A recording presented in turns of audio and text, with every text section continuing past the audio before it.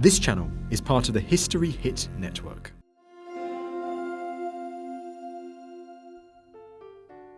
If a royal dynasty ever had a perfect foundation for its future, it was in the family of Prince Charles and Princess Diana. Through divorce and Diana's tragic death, only the three princes remain. Diana's brave sons have inherited their mother's mantle, along with her popularity. Both boys now receive the rapturous welcome of her heyday. Sadly, William and Harry now face their destiny without their mother's guidance.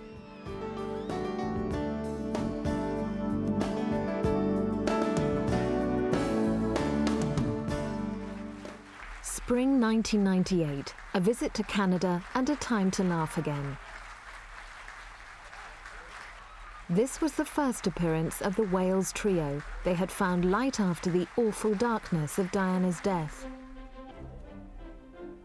It was a time for relaxation as they skied the Canadian Rocky Mountains. Charles & Sons were the latest family firm. William, who once hated photo calls, now bantered with reporters. Harry's the best skier, is that true? I don't know about that.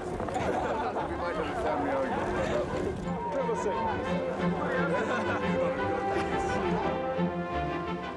At Balmoral in August 1997, on another photo call, just prior to their mother's death, the differences between the two boys' personalities were emerging. Harry was the more impulsive, William already a cautious young man. The living image of his mother, he faces a lifetime of duty. For William, whatever happens to the monarchy, life is always going to be like it is for his mother. Hounded, harassed, pursued, privately as well as publicly. His misfortune as well as his good fortune being that he looks rather like her, and he's her legacy made flesh. William was already on the threshold of manhood, but Diana's death has brought out qualities of leadership and responsibility in him. He has become a very strong young man. He was always strong, much stronger than his father, who is rather weak and who tends to blame other people for things that go wrong in his life. William was strong of mind when he was a boy, perhaps even a bit willful. Since his mother died, and particularly with Harry to look after, to oversee, he's assumed an importance which he wears very well. I mean, he happens to be, tall, he's a good-looking chap, very bright. But he changed in becoming a more independent boy, in taking control, in a sense, of the situation. And he was crucial, of course, to Harry's stability.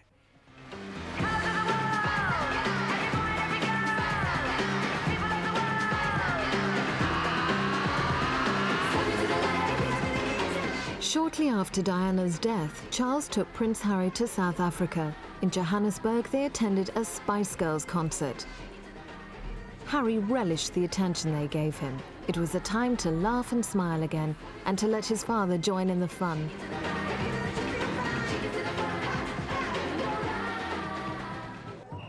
South Africa was a long way from Britain in climate and culture. The trip was an opportunity for father and son to relax in a different atmosphere.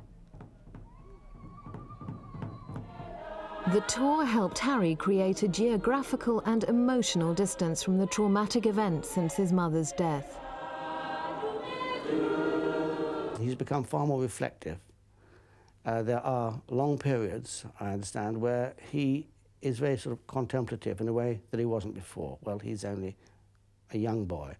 I think all of us who have families and maybe have lost someone close can understand what may be going through his thoughts, disappointments. He must have periods of unhappiness, but he is quieter and more contemplative than he was before she died. Like William, Harry can never forget the good times they had with their mother. She introduced them to new people, exciting places, and fresh adventures. A visit to watch a Welsh rugby match, and a chance to drive an army tank in Germany were part of Harry's upbringing. She never wanted second born to mean second best. In a conversation I had with the princess not long before she died in Kensington Palace, she did bring up the question of her concerns for Harry, in that William would always be the one, the centre stage one who was going to be king. She was worried, for instance, rather touchingly, I thought, that William would get all the girls. All the girls would go for wills, and poor Harry, who's only a couple of years younger, would be left out. And so she was already kind of taking steps to try and make sure that they were treated equally, even though in royal standing terms, William would always be number one. Although she would have loved a daughter, Diana threw herself enthusiastically into the role of mother of 2 lively boys. She provided them with the thrills and spills that other children enjoyed. This was nothing like Charles's childhood. They raced each other in Colorado in July 1995 and shot down the slides at Thorpe Park another year.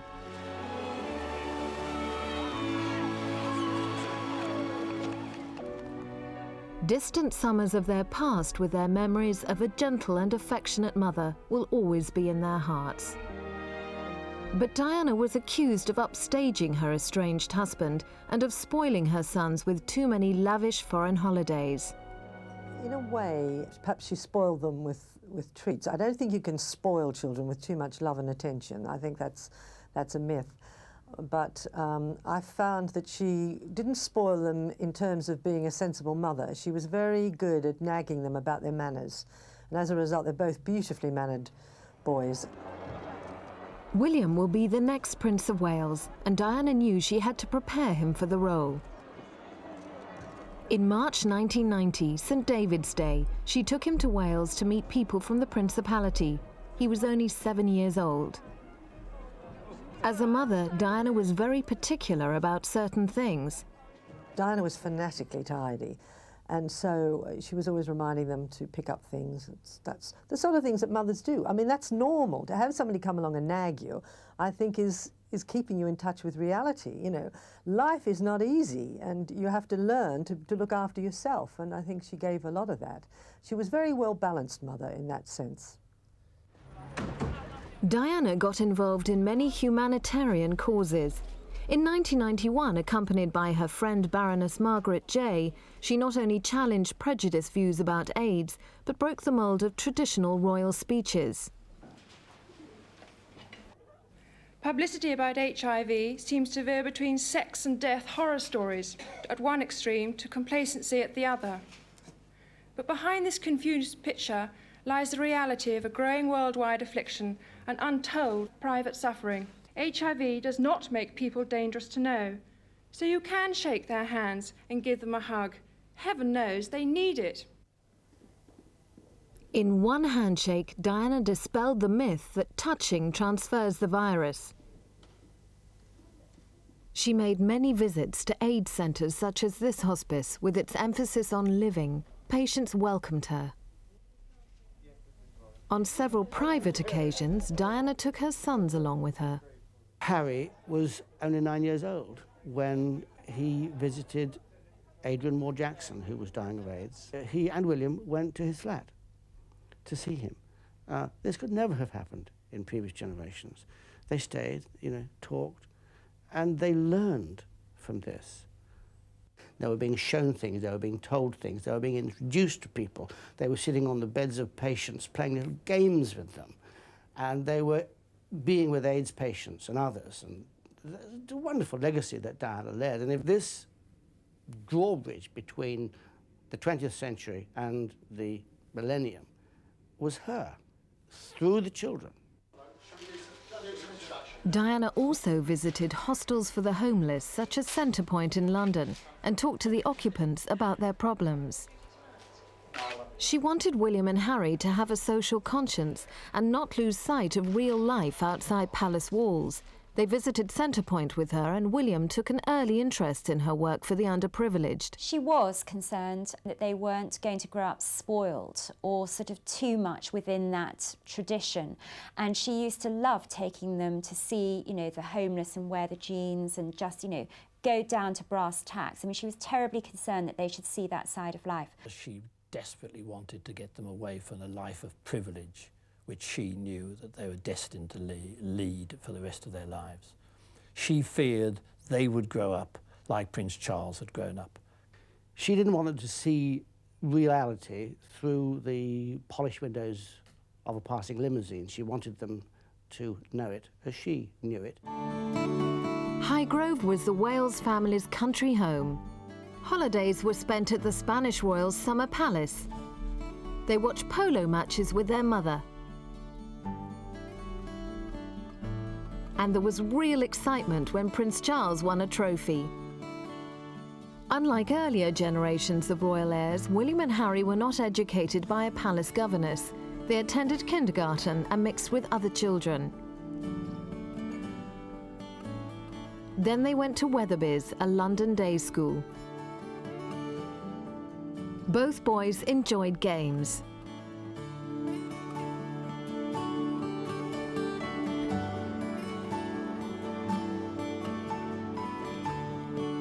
And their mother joined in too.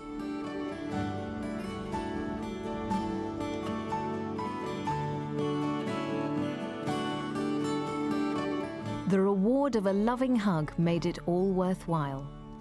Hugging has no harmful side effects. If we all play our part in making our children feel valued, the result will be tremendous. There are potential huggers in every household. Displays of affection were absent in Prince Charles's childhood. Often separated for months from his mother, he still had to wait his turn for a brief and cool reunion.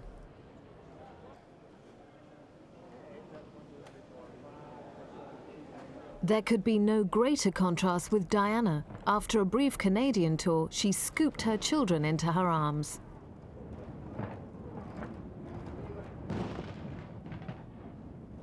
Charles, too, was far more tactile than his parents had been with him. Diana wanted William and Harry to share the experiences other children enjoyed.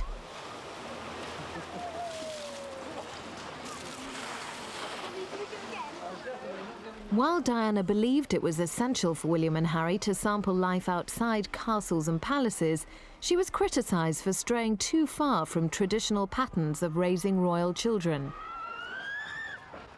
She was determined that her boys would not grow up like that. She wanted to keep their feet on the ground, so she used to take them to supermarkets, go shopping, take them to the movies, queue up at McDonald's and at fun fair, leisure parks, all in a desperate attempt to give them some experience of the real world. Sometimes the real world became impossible for Diana and her children. They were simply too famous. In 1993, a private visit to Disney World in Florida was ruined by other tourists who took pictures and made an amateur video of the royal group. Diana resented these intrusions. Even on public engagements, she hated having to run the gauntlet of pushing photographers who closed in on her. She felt hunted and hounded. Scenes like this seem a terrible omen of her last hours.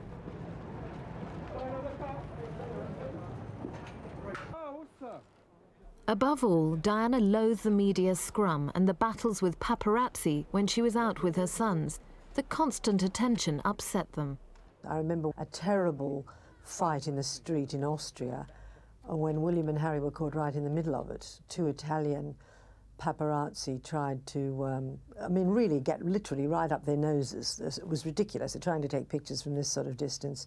And Diana objected and got very upset, and her policeman rugby tackled one of the photographers to the ground. Well, the two boys were standing there watching all this, and they became very concerned, and Diana had to hurry them away back to their hotel. Incidents like that, and there have been so many of them, have really traumatised William. Harry doesn't suffer so much. Harry's rather thick-skinned. He's very like his mother. He quite revels in the spotlight and makes jokes about it. Bodyguards always accompanied the boys on trips, but they were unable to prevent the harassment they received from the paparazzi and sometimes from the public. Unlike other children, William and Harry were always on show. Lines of holidaymakers would stare as if they were exhibits in a zoo. Harry felt uncomfortable. William grew to loathe cameras and would even hide from prying lenses. William's problems with cameramen are so bad now that they've become a serious worry to the Queen. He doesn't like the spotlight, hates publicity, hates facing cameramen, and I think that's largely because he saw his mother involved in so many scuffles in the street. I remember talking to Diana about this once and saying, you know, she said, oh, William doesn't like being photographed. And I said, well, I'm sorry, it goes with the job. If you're going to be a king, you've got to be photographed. She said, oh, you're very hard. And I said, well, I think I'm just being realistic. You know, the sooner William gets accustomed to photographers, the better it's going to be easier for William. Hello. Diana tried to protect her children from press intrusion, sometimes by taking direct action. Excuse me. As a parent, could I ask you to respect my children's space? Yes, no problem at all. Because I brought the children out here for a holiday. William doesn't like the cameras because he saw the appalling things it did to his mother. You know, so much is said about Diana and photographers, about photo opportunities being created out of nothing so that she could be photographed. The reality is that she hated being pursued by cameras. This incident at Malaga Airport in 1994 shows the type of hounding that Diana resented and William hated. William saw this. He sympathised with his mother. He even said to her once, I'll be a policeman when I grow up and I'll look after you. So, again, we are talking here about the teachings of a child. And when a child sees and feels something that powerful when they're young, as William did, it's not a surprise to me that he has grown up feeling an antagonism towards lenses which are looking at him. Hopefully he'll get over it. After all, you know, as an adolescent in moving into manhood, he's going through that rather difficult period. But he does hate cameras. He's going to have to get used to them. They're always going to be there.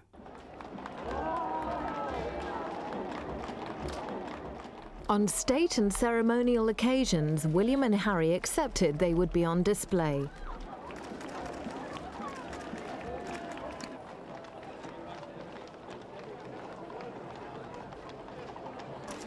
They appeared on Buckingham Palace balcony each June to watch Trooping the Colour with the rest of the royal family. In 1990, they watched the ceremony that commemorated the Battle of Britain, a lengthier test of endurance for the royal children. Honouring the brave was very important to the Queen. Younger royals found such occasions boring. 6-year-old Harry and his 2-year-old cousin Princess Beatrice performed an impromptu quick step. Diana had to remind him that he was in public. William copied his older cousins, Princess Anne's daughter Zara and her son Peter, who had been drilled in royal etiquette early in life.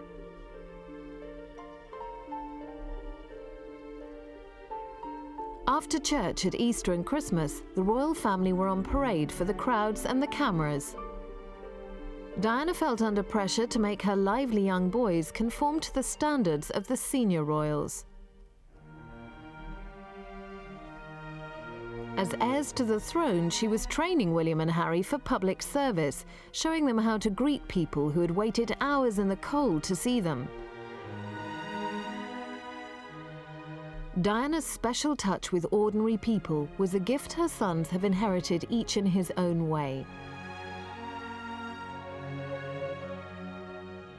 Harry grew into an impish, adorable child. William grew conscious of his special destiny and was more reserved. There were family examples of dedication to the monarchy all around him.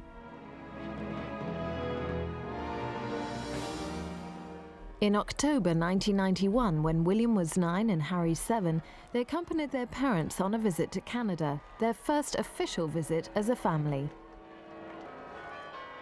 Diana had taken the lead in preparing them for this first formal introduction to representing the monarchy abroad.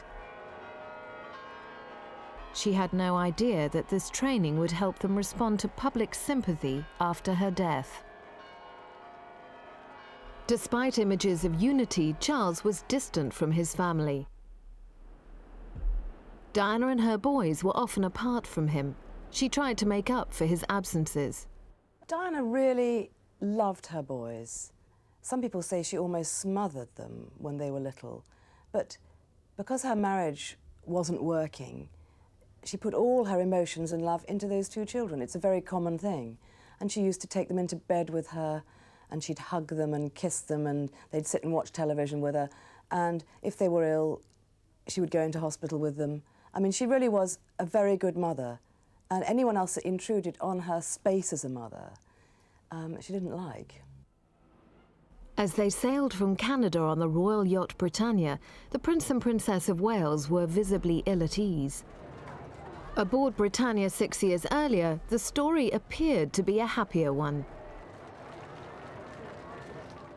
When she started to speak with us about her problems in the marriage, I think one of the big blow-ups when Prince Harry was born, because obviously I sent her flowers and many of the friends, and then I said to her once, how happy you must both be, and she said, can you believe it? He was very disappointed with when Harry born, and because he wanted a girl. And we all started to smell that something was going wrong, and then eventually everything came out. William and Harry were often formal with Charles and more casual with Diana. They learned to balance the divided lives and different lifestyles of their parents. Especially at the time of the separation and the divorce, I think as all children do, not wanting to alienate either side. And okay, in some respects they were slightly the go-betweens, and yet they always were very careful not to upset Diana by mentioning things they knew would upset her, and they always said, Daddy loves you. William grew attuned to Diana's emotions amid the turmoil of his parents' disintegrating marriage. As years went by, he became her confidant and often comforted her in her distress. On one famous occasion when she was weeping and had retreated to her bathroom after an argument with Charles. Arguments, incidentally, they desperately tried to keep away from the children, as all parents would, and they were no different from anyone else in this respect. He memorably stood at the door, heard her crying, and shoved tissues under the door for her to wipe her eyes. And he was about 9 at the time. I mean, it's the most poignant thing. It is awful. We all know that children suffer most in these circumstances. Oh no. Oh, that's better now. Splendid. Despite a painful broken arm in 1990, Charles played with young Harry at Highgrove, but he and Diana were now living separate lives. She had secretly cooperated with a biography that in 1992 shook the royal world. She allowed her friends to take the blame, but Charles knew she had betrayed him. Diana would never be forgiven. He thought it was despicable what Diana did, but I think in a way he understood why she did it. She felt, I'm surrounded by enemies, I'm a lone woman fighting the establishment, I've got to use every trick in the book, and she did. Diana kept up the pretense, continuing to appear with the royal family on special occasions. It was 3 years before she admitted the truth in a controversial television interview that finally resulted in her divorce. She wasn't thinking about her children, particularly when she did that Panorama interview. That could only be damaging to the boys. I think at the time she wasn't aware of what she was doing. She would never have deliberately harmed them. But just the same, it was a mistake, and it was something she said she regretted later. Diana didn't stay silent for a particular reason. She feared that if she remained silent, she would ultimately lose the children. Her outburst was in order to keep the children, and she took a calculated risk. I think the risk has been proven on all sides to have been the right one, in the sense that the kids have come through it pretty well. They're two fine boys, and for them to be fine boys still is enormously to their credit. Among the royal family are several male role models for William and Harry to look up to. Perhaps the best is Princess Anne's son Peter, a handsome rugby player now studying sports science at university. They really look up to him as a hero, as an elder brother, and William in particular, and to a certain extent Harry, get on very well with Peter Phillips. And whenever they go to Balmoral, they like Peter Phillips to be there when he can be, just because he's like the big brother that they didn't have, that Wills didn't have, and they look up to him. Diana was a mother to be proud of. She gave her boys unquestioning love and attention, whatever the problems in her personal life or the demands of her public role. While there were many wonderful trips to expensive locations, she also taught them about the humanitarian causes she campaigned for, including AIDS, leprosy, cancer, and landmine victims.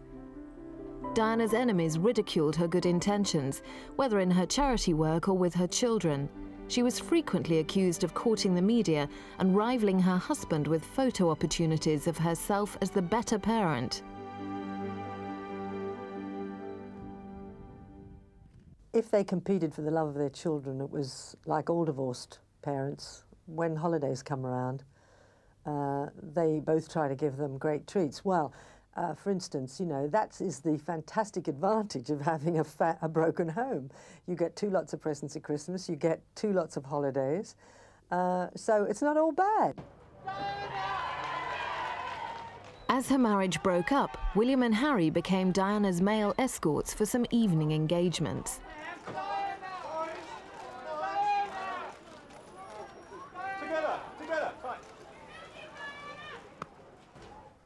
She took William to Wimbledon to see Steffi Graf become ladies' single champion in 1991.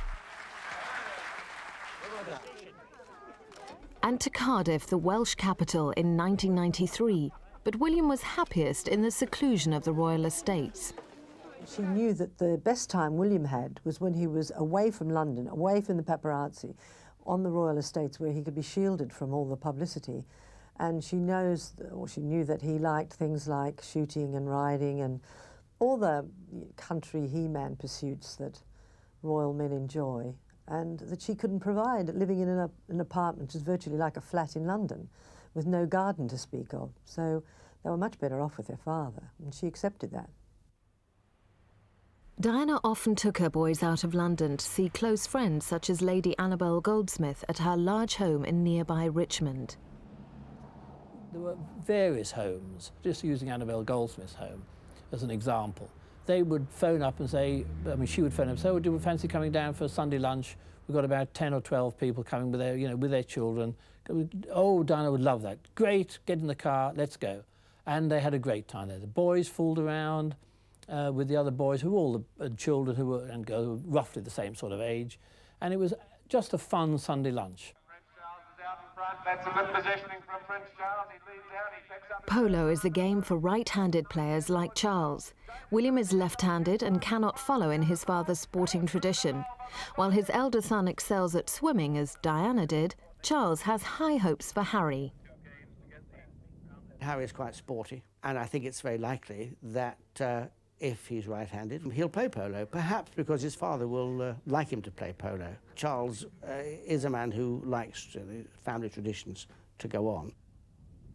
On the royal estates, traditions involve blood sports. William especially is like his father in liking field sports. He particularly likes shooting. He shoots a lot. Charles shoots a lot. It's something that Diana was not partial to. And it's one of the things that made William rather more like his father inwardly than like his mother. Like all the Queen's grandchildren, William and Harry are the products of a broken home. The sad breakdown of their parents' marriage and subsequent divorce was played out in front of the world's press. You have to remember, because of their tender years, that actually half their lives had been blighted by the public warfare of their parents' very acrimonious divorce. It's tough enough for any kids if their parents split up at that age, but in the case of William and Harry, there was all sorts of public warfare, the dirty linen being hung out a bit too much, friends of Prince Charles, friends of Diana, mutual insults flying in the national press. The schools can say that they hid the newspapers from these boys, but we all know that other school children can be pretty cruel, and it's not always possible to do that. I think both parents, in their different ways, tried to nurse them through each stage, and we know that Diana kept going down to these schools to tell them what was going to happen next before they read it in the papers. But I think it's bound to have left scars on both of them. And it would be surprising if William and Harry, in their different ways, didn't grow up without certain emotional problems that any children who'd been through that at that age would have. Out-of-school time was divided between both parents. On holiday at Closters in 1995, William, Harry and Charles made the best of their time together. They were told that peace and relative privacy could be traded for an organised photo call. Their younger cousins, Beatrice, 6, and Eugenie, 4, were also holidaying at the same resort and joined them. Little Eugenie was out of her depth, and 12-year-old William showed the gallantry and leadership that made both his parents so proud of him. The presence of the little girls, the daughters of the Duke and Duchess of York, seemed to make William more relaxed as they faced a barrage of pressmen. He answered their questions with congenial professionalism. This camera, please. Who's the best skier of all forward? Well, improving is very good. They're improving? Very good skiers. Richard, sorry, could you ask round him? Do you hope to have a ski together at some point? Yes, it'll be good fun. It'll be very good. Enjoy it. One more minute and we'll call it off. Thank you. Can you look this way? Two girls. Just put the skis to one side just for a moment. Can you just bend down? That's it. Nice and close together if you can, please. Two girls. Victory in Japan was commemorated in 1995, one of several occasions when William and Harry had to behave like adults. To please the Queen, they joined their estranged parents in a show of royal unity.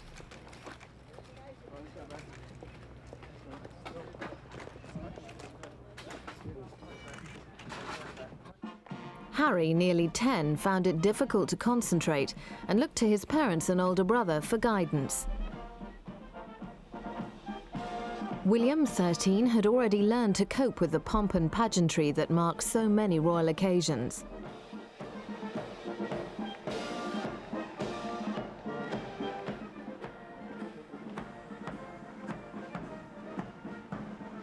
Just 2 years later, William and Harry would have to cope with the untimely death of their mother.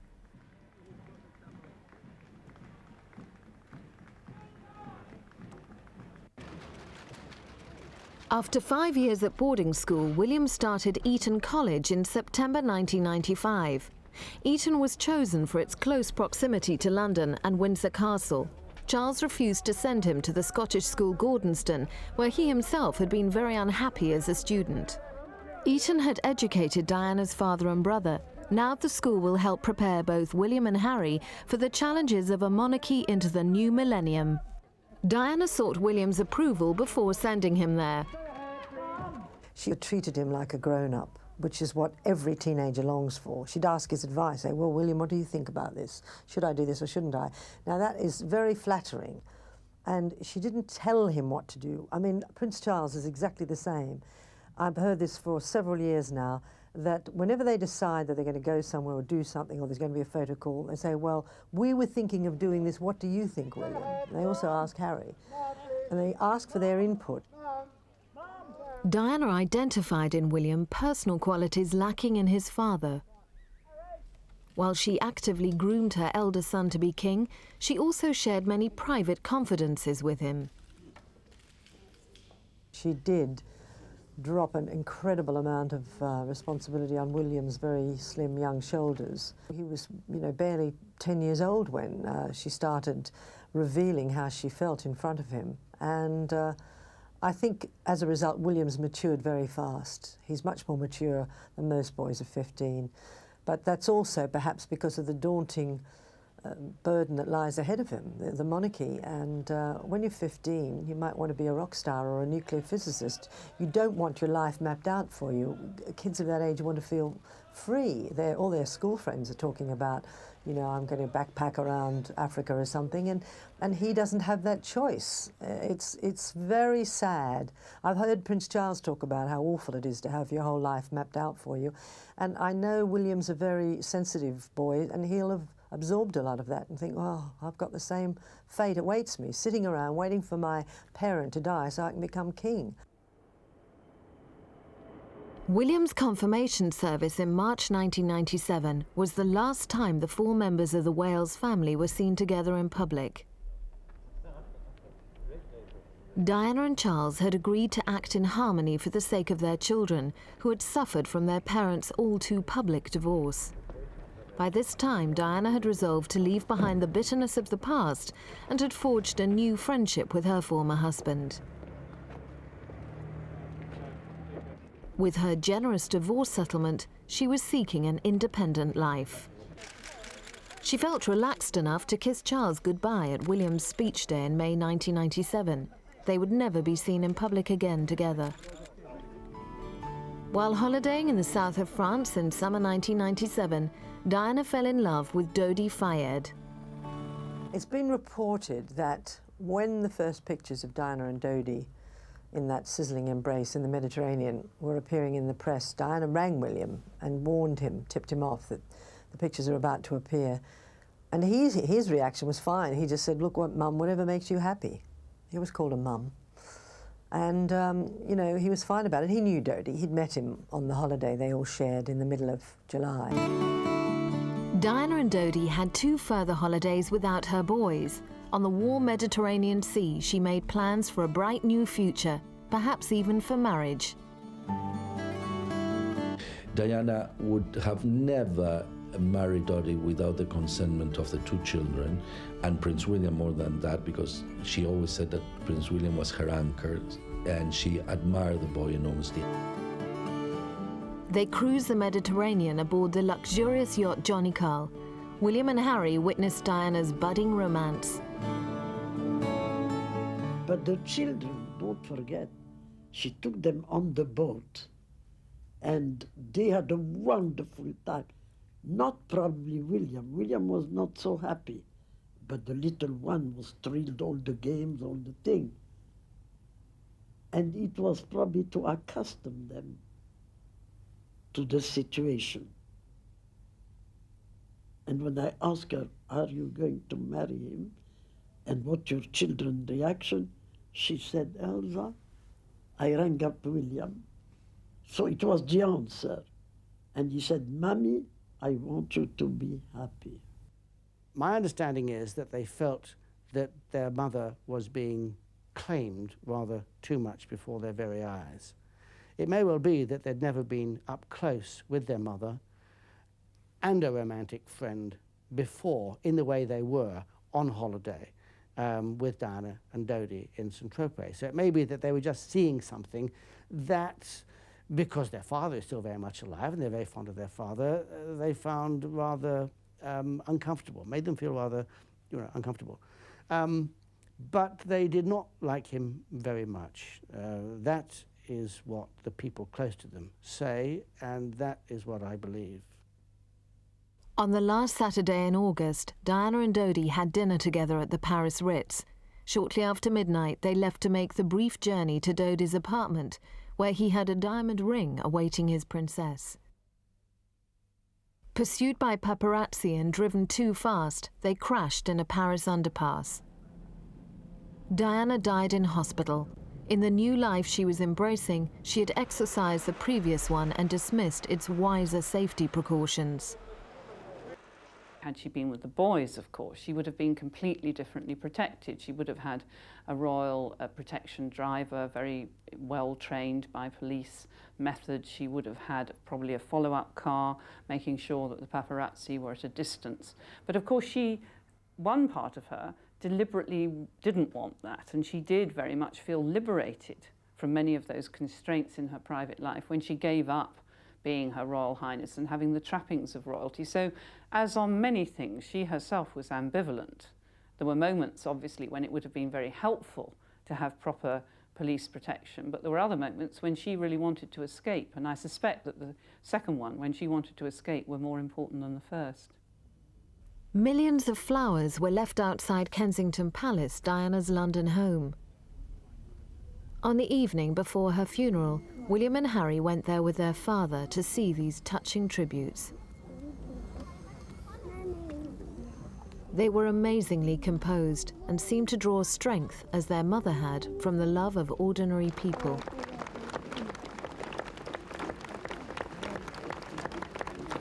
Diana never knew how well she had prepared her courageous sons in dealing with the public at such a difficult time. Bravely, they thanked the crowd. Charles. Shut up. Charles. Thank you so much. Thank you. William. William. Thank you so much. Thank you. Oh,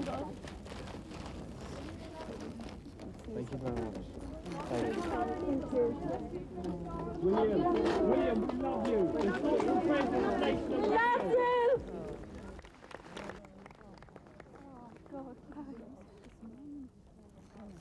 These brave boys won the admiration of their own family and the rest of the world. Diana's brother, Earl Spencer, became a prominent figure after her death. He spoke from his South African home of the sister he had lost and of her grieving family. Good morning. I'm just going to read this statement.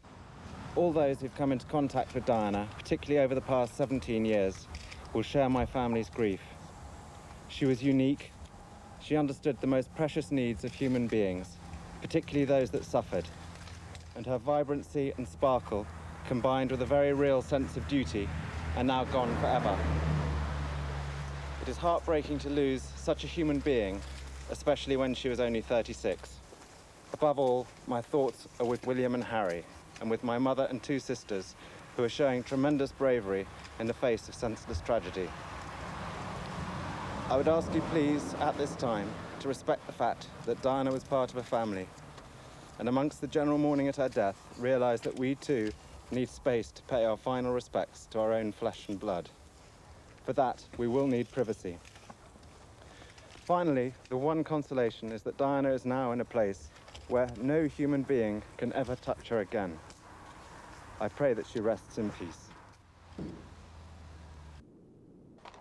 The night before Diana's funeral, William and Harry had prayed beside her coffin with their family and with leaders of the Landmine Survivors Network, with whom she had recently visited Bosnia. William and Harry chose to walk behind the coffin. Earl Spencer commented, "My admiration for those boys is beyond bounds. It was the most amazing display of courage I'll ever see." In his eulogy to Diana from Westminster Abbey, he swore the Spencer family would protect them. And the sparkle in those unforgettable eyes, your boundless energy. He pledged that Diana's blood family would continue the way she was rearing her sons, so that they were not simply immersed in duty and tradition. Bearing in mind what Earl Spencer said at the Abbey in that very contentious and rather bitter speech about the blood family looking over the upbringing of the boys, one would have expected them to see more of William and Harry. They don't, and one of the reasons, undoubtedly, is that what Earl Spencer said upset Prince Charles because it called into question his abilities as a father. Most fathers don't need another family, albeit the in-law family, to say, we shall be watching you, we shall be watching you. And it was a very unfortunate choice of words that he used. Diana went home to Althorp, the Spencer family estate. She was buried on a tranquil island in a lake within the park of her ancestral home. Flowers were taken to her grave and scattered so that they will reseed and grow again. Her brother chose the island as her final resting place so that William and Harry would be able to visit her graveside in privacy. On Mother's Day, they sent flowers there. Earl Spencer opened Althorp and its Diana Museum to the public for 2 months a year. Diana's will had given the Spencer family the moral authority to help guide William and Harry to maturity, but the boys remained closer to their father than their uncle. In her final years, Diana and her brother had not been close. They hadn't really seen eye to eye for quite a long time. They'd had their ups and downs, and the families didn't really meet very frequently in a year. So Charles Spencer's family and his children hardly knew William and Harry, as a result of which it is definitely known that the boys do want to be with their father on all occasions now. I mean, they go to Highgrove to see him when they can, and throughout the holidays they want to be with him. Also remember that Charles has deliberately gone out of his way to have his diary cleared for school holidays so he can spend as much time with the boys as he can. When Charles is unavailable, Tiggy Leg Burke takes over. Often described as a nanny, she is from a courtier's family and is more like a big sister to the boys. Diana had resented her. The public was very anxious while Diana was alive, and I think the public sided with Diana, who always felt that since she didn't need to engage a man to sort of play the role of father when the boys were with her, she never quite understood why Charles needed to engage a woman to play the role of mother when they were with him. However, they do like Tiggy. They like her a lot. The other woman in their lives is Camilla Parker Bowles, whom Diana blamed for the breakdown of her marriage. Public opinion is still divided over her acceptance as Charles's partner. I would hope that over time, whatever happens in terms of her public role or her public relationship with the prince, that if she is, as we all understand she is, such a good and wonderful friend to him and somebody with whom he feels so sympathetic and so close, that she could establish that kind of relationship with the boys. She's brought up 2 children of her own. One suspects he asks her advice from time to time about things. In the recent years, in the crucial, recent, difficult years when the boys were growing up and when it became clear, even to them, that they could not avoid knowing about the existence of this lady. In July 1998, it emerged that William had agreed to meet Camilla. Charles had recognised the maturity in his elder son. Only recently, in fact, has Charles had any form of formal discussion about the situation with William. William's attitude was, whatever makes you happy, Papa. The Queen Mother shares the Queen's pride in Diana's boys. William in particular has grown close to the Queen, who has identified in her grandson the qualities required to make a fine king. William's relationship's growing steadily closer to the Queen. He goes to visit her on Sunday afternoons for tea, and they can have great chats. I mean, she's invested all her hopes for the future in William. He's the boy that's, we hope, will be the saviour of the monarchy. I'm sure she'll want to teach him the value of the things that she values. You don't suddenly become king overnight. You've got to learn the ropes. Whether William, given that all he's been through, might say in the next few years, who needs this? The people don't seem to want us anymore. We're going into Europe. What's the monarchy's role? It would be very human and people would understand if he said, I don't think I want to do this. Can Diana's sons hope for personal happiness after their great loss? Let's just hope for both their sakes that those boys are given the freedom to make marriages that really work, find girls that they really care about, who really care about them, who are prepared to put up with all the inconveniences of being royal, as well as the considerable perks and home comforts of being royal, but above all that these marriages don't end in divorce, like their parents, like so many royal marriages recently, because of the strains and because of the people in the House of Windsor being so cold to the people that marry into it. I think Diana's left enough with those boys for that not to be true of them. Most boys like to get a girl just like their mother was. But for William, is there another girl out there who's, you know, maybe 12 or 13, 14 today, who's going to grow into somebody who's not only as beautiful as Diana, but as compassionate, as warm, have that magic with ordinary people? As the years go by without her, Diana's sons will draw on her legacy of love and her caring for others. Earl Spencer said, Diana brought to their lives something quite different and wonderful. With Prince Charles's help, they will build on her foundation, making a more secure monarchy for the future. Diana's efforts will not have been in vain.